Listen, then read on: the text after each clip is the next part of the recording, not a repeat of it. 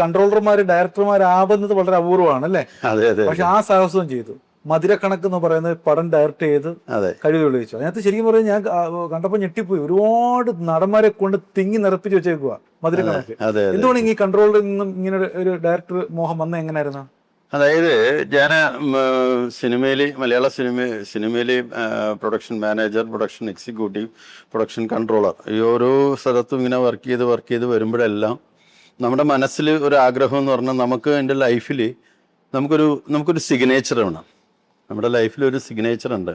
എന്നും നമുക്ക് ഓർക്കാനും എന്നും നമ്മുടെ കാലശേഷവും നമ്മളുടെ തലമുറക്കും എല്ലാവർക്കും എപ്പോഴും ഇട്ട് കാണുന്ന ഒരു പേരുണ്ടല്ലോ, ഒരു സിനിമ, നമ്മുടേതായിട്ടുള്ള ഒരു സിനിമയുണ്ട്. അപ്പോൾ അതൊന്ന് അങ്ങനെ ചെയ്യണം. ഒരു ഡയറക്ഷൻ, ഒരു സംവിധാന രംഗത്തിൽ വന്നു കഴിഞ്ഞാൽ ആ ഡയറക്ഷനിൽ നല്ലൊരു സിനിമ ഉണ്ടാക്കണം.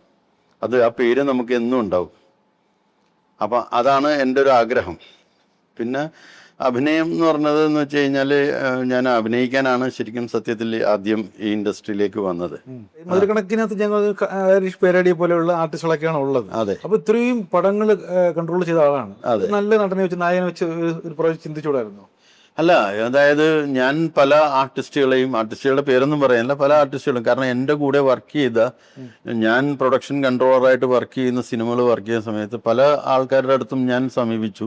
പക്ഷെ എല്ലാവർക്കും ഉള്ളൊരു പ്രശ്നം എന്ന് പറഞ്ഞു കഴിഞ്ഞാൽ പ്രൊഡക്ഷൻ കൺട്രോളറായ ഒരുത്തൻ അവൻ സംവിധാനം ചെയ്താൽ ആ സിനിമയിൽ അത് എങ്ങനെ ഇരിക്കും എന്നുള്ളൊരു ഭയം ഉണ്ടായിരുന്നു. അപ്പൊ പിന്നെ അന്ന് ഞാനൊരു തീരുമാനം എടുത്തതെന്ന് വെച്ച് കഴിഞ്ഞാൽ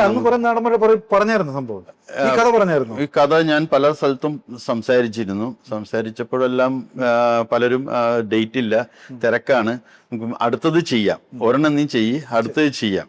അപ്പോൾ അങ്ങനെ ഒരു സംവിധാനത്തിലാണ് എല്ലാവരും എന്നോട് പറഞ്ഞു.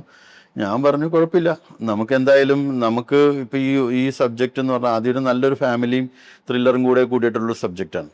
അങ്ങനെയാണ് ഞാൻ എന്താ പറയുക, ഹരീഷ് പേരടിയുടെ സുഹൃത്തുണ്ട്, അദ്ദേഹമാണ് എ ശാന്തകുമാർ. അദ്ദേഹം 2 വർഷത്തേക്ക് നമുക്ക് എന്താ പറയുക സാഹിത്യ അക്കാദമി അവാർഡ് വാങ്ങിയ ഒരു റൈറ്ററാണ് എ ശാന്തകുമാർ. അദ്ദേഹത്തിൻ്റെ ഒരു സബ്ജക്റ്റ് ഞാൻ കേട്ടപ്പോൾ എനിക്ക് ഭയങ്കര ഇഷ്ടപ്പെട്ടു. കാരണം നല്ലൊരു ഫാമിലി മാത്രമല്ല, കുറച്ച് ത്രില്ലർ മൂഡുള്ള ഒരു നല്ലൊരു സിനിമ. കാരണം നമ്മൾ ആദ്യം ചെയ്യുമ്പോൾ ഒരു നല്ലൊരു സാധനം നമുക്ക് കൊടുക്കുക എന്നുള്ളതാണ്. നല്ലൊരു സിനിമ, ആ ഒരു അനാവശ്യമായിട്ടുള്ള ഒരു ഇന്നർ മീനിങ് ഡയലോഗ്സോ കാര്യങ്ങളോ ഒന്നുമില്ല. ഫാമിലി ആയിട്ട് ഇരുന്ന് വീട്ടിലും തിയേറ്ററിലും ഒരുപോലെ ഇരുന്ന് കാണാൻ പറ്റുന്ന ഒരു സിനിമയാണത്. പിന്നെ അന്ന് എൻ്റെ സുഹൃത്തുക്കളുണ്ട് നമ്മുടെ ഇൻഡസ്ട്രി തന്നെയുള്ള ക്യാമറ ഡിപ്പാർട്ട്മെൻറ്റിലും എഡിറ്റിങ്ങിലും. എന്താ പറയുക, അതിൻ്റെ ക്യാമറ ചെയ്തത് എൽദോ ഐസക്കാണ്. അതെൻ്റെ അടുത്ത സുഹൃത്താണ്. പിന്നെ എന്താ പറയുക, ഏറ്റവും ഫേമസ് ആയിട്ടുള്ള, അതായത് കോടികൾ വാരിയ ദൃശ്യം എന്ന് പറഞ്ഞ സിനിമയുടെ എഡിറ്ററാണ് അയ്യൂബ് ഖാൻ. അദ്ദേഹമായിരുന്നു എഡിറ്റർ. അവരെല്ലാവരും എന്നോട് ഭയങ്കരമായിട്ട് സഹകരിച്ചു. ടെക്നിക്കലി സ്റ്റാർ ഒന്നും ഇല്ലെങ്കിലും ചെയ്യാൻ തീരുമാനിച്ചു. അല്ല, സ്റ്റാർ എന്ന് പറഞ്ഞാൽ അതിനകത്ത് ഹരീഷ് പേരടി, ഇന്ദ്രൻസ്, ഹരീഷ് കണാരൻ, സെന്തിൽ കൃഷ്ണ, നിഷാദ് സാർ, അങ്ങനത്തെ ടൈപ്പ് സബ്ജക്റ്റ് അല്ല ഞാൻ തിരഞ്ഞെടുത്തത്. കാരണം എന്താണെന്ന് വെച്ച് കഴിഞ്ഞാൽ ഇതൊരു ഫാമിലി ഓറിയന്റഡ് ആയിട്ടുള്ള സബ്ജക്റ്റാണ്. അപ്പോൾ അതിൽ നമുക്ക് മെയിനായിട്ട് വരുന്നത് ഹരീഷ് പേരടിയാണ്, പിന്നെ ഇന്ദ്രൻസ് ഒപ്പം ഉണ്ട്. അങ്ങനെയുള്ള ക്യാരക്ടർ, അങ്ങനത്തെ ഒരു ടൈപ്പ് സബ്ജക്റ്റാണ്. നമുക്ക് അതിൽ ആ ഒരു ഏജ് ക്യാരക്ടർ കഥ എന്താണോ ഈ കൺട്രോളർ ആണെന്നുള്ള ആ ഒരു ഭയം അവരെ അലട്ടിയായിരുന്നോ ഈ ആർട്ടിസ്റ്റുകളെ? അവര് ഇപ്പം മെയിനായിട്ട് ഹരീഷ് പേരടി എന്ന് പറയുന്ന വ്യക്തി, അദ്ദേഹം എന്നെ നന്നായിട്ട് അറിയാം. കാരണം അദ്ദേഹം കായംകുളം കൊച്ചുണ്ണി ഒക്കെ ഞാൻ കുറച്ച് വർക്ക് ചെയ്തതാണ്. കായംകുളത്തെ ഒരു സ്റ്റേജ്, ഒരു വല്ലാത്തൊരു സ്റ്റേജ് അത് വന്ന സമയത്ത് ഞാൻ ഏറ്റെടുത്ത് ചെയ്തത് ഞാനാണ്. അതേപോലെ മലയാളത്തിൽ നിന്നുപോയ 2-3 സിനിമകൾ ഞാൻ ഏറ്റെടുത്ത് ചെയ്തിട്ടുണ്ട്.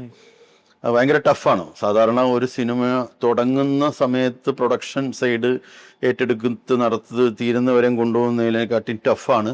ഇഷ്യൂ ഉണ്ടായി നിന്നൊരു സിനിമ അത് പൂർത്തീകരിച്ച സിനിമകളല്ല, അതെല്ലാം ഇഷ്യൂ ഞാൻ ചെയ്തതല്ല, വേറെ ആൾക്കാർ ചെയ്ത് ചില സാമ്പത്തികമായിട്ടും ചില ഈ ഈഗോ പ്രശ്നത്തിലൊക്കെ നിൽക്കുന്ന ഈഗോ ആണ്ടല്ലോ സിനിമയിൽ, അങ്ങനെ ഒരു സംഭവം ആണല്ലോ. അതിൽ നിന്ന് പോകുന്ന ചില സിനിമകളുണ്ട്, നല്ല സിനിമകൾ. അത് വലിയ ആർട്ടിസ്റ്റുകളുടെ പടങ്ങളാണ്. അത് ഇപ്പോ കലണ്ടർ എന്ന് പറഞ്ഞ സിനിമ, പിന്നെ പൃഥ്വിരാജ് സാറും അവരുടെ പടമാണ്. അതിന് നവ്യ നായർ, അതിലാണ് നമ്മുടെ പ്രതാപ് പോത്തൻ സാറും സെറീന വഹാബും രണ്ടാമത് വീണ്ടും മലയാളത്തിലേക്ക് വരുന്നത്. അങ്ങനെ ആ ശരിക്കും പടം നിന്നുപോയ പടമാണ് കലണ്ടർ. ശരിക്കും അത് നിന്നതെന്ന് ഉദ്ദേശിക്കുന്നത് അത് ചെറിയൊരു ഈ ഷൂട്ടിങ്ങിൻ്റെ ഒരു ഡ്യൂറേഷൻ കൂടിയത് കൊണ്ടും, അത് മഹേഷ് ഡയറക്റ്റ് ചെയ്ത സിനിമയാണ്. അതിൻ്റെ പ്രൊഡ്യൂസർ സജി നന്ദിയാട്ടാണ്. അത് നല്ല സ്ട്രോങ് പ്രൊഡ്യൂസറാണ് സജി നന്ദിയാട്ട്. പക്ഷേ അതിൻ്റെ ഇടയിൽ വരുന്ന കുറച്ച് പറഞ്ഞ ദിവസങ്ങളുടെ ഒരു മാറ്റങ്ങൾ വന്നപ്പോൾ രണ്ടുപേരും തമ്മിൽ അങ്ങനെയുള്ള ഒരു ചെറിയ ഇഷ്യൂസ് ഒക്കെ വന്നിട്ട് സ്റ്റക്കായി ഒരു നിൽക്കും എന്നുള്ള സ്റ്റേജ് വന്നപ്പോഴാണ് ഞാൻ കൺട്രോളർ വർക്ക് ചെയ്യുക. അതെ, ഞാൻ ഓൾറെഡി കൺട്രോളറായിട്ട് വർക്ക് ചെയ്തിരിക്കും. ആ സമയത്ത് നമ്മൾ ആ പടം ഏറ്റെടുക്കും. ശരിക്കും ടെൻഷൻ കാണത്തില്ല പടം വിജയിച്ചില്ലെങ്കിൽ? അങ്ങനെയുള്ള പടങ്ങളൊക്കെ നമ്മൾ ഏറ്റെടുക്കുമ്പോൾ എന്ന് പറയുമ്പോൾ നമ്മൾ പെട്ടെന്ന് ഒരു സ്ഥലത്തേക്ക് ജോയിൻ ചെയ്യണ സമയത്ത് ഉണ്ടാവുന്ന ബുദ്ധിമുട്ടുകളുണ്ട്. കാരണം പലരുടെയും നീരസങ്ങൾ, പല പ്രശ്നങ്ങളും, ചിലരോട് നമ്മൾ പറയും അത് അങ്ങനെ ചെയ്യണമെന്ന് പറയുമ്പോൾ അത് നടക്കൂല, അങ്ങനെയുള്ള പ്രശ്നങ്ങളുണ്ട്. പക്ഷെ ഇതെല്ലാം ഒരു പ്രൊഡക്ഷൻ കൺട്രോളർ സംബന്ധിച്ചിട്ട് ഭയങ്കര ഏറ്റവും ടഫായിട്ടുള്ള ഒരു ജോബാണ് പ്രൊഡക്ഷൻ കൺട്രോളർ സിനിമയിൽ. കാരണം ഒരു സിനിമ തുടങ്ങുമ്പോൾ ഇപ്പോൾ ഒരു 50 പേര്, 60 പേര്, 100 പേര്, പല സിനിമയിലും കുറേ ക്രൂവിൻ്റെ എണ്ണം പല രീതിയിലാണ്. ചിലപ്പോൾ ഒരു 130 ഉണ്ടാവും വരും. ഈ വരുന്ന അത്രയും ആൾക്കാർ, ഇപ്പോൾ 100 പേരുണ്ടെങ്കിൽ ഈ 100 പേരും 100 സ്വഭാവങ്ങളായിരിക്കും.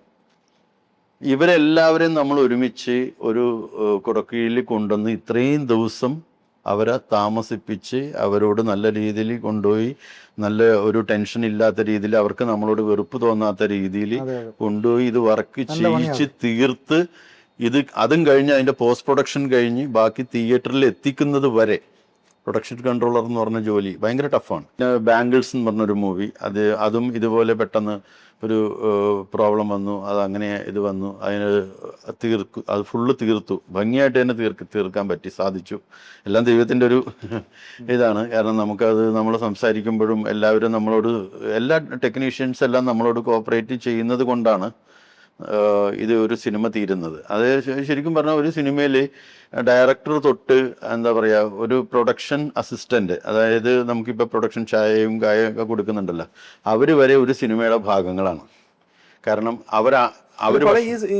കൺട്രോളർ ആണല്ലോ ഇതിന്റെ എല്ലാം CEO നിൽക്കുന്നത്. അതെ അതെ, ഇവരെയൊക്കെ മെയിൻറ്റെയിൻ ചെയ്യുന്ന ചെറിയ കാര്യമല്ലേ? പൃഥ്വിരാജിന്റെ സ്വഭാവം അല്ല വേറെ. അതെ അതെ, അത് ഓരോരുത്തരും ഓരോ സ്വഭാവങ്ങളാണ്. അപ്പൊ ഇത് ഇവരെ എങ്ങനെയാണ് നമ്മൾ ജെന്യുവനായിട്ട് കാര്യങ്ങൾ കറക്റ്റായിട്ട് പ്രോപ്പറായിട്ട്, ഇപ്പൊ ആർട്ടിസ്റ്റുകളോടാണെങ്കിൽ പോലും നമ്മൾ നേരത്തെ നമുക്കൊരു ചാർട്ട് ഉണ്ടാവും, അവർക്ക് കറക്റ്റായിട്ടുള്ള പ്രോഗ്രാംസ് കൊടുക്കുക ആർട്ടിസ്റ്റുകൾക്ക്.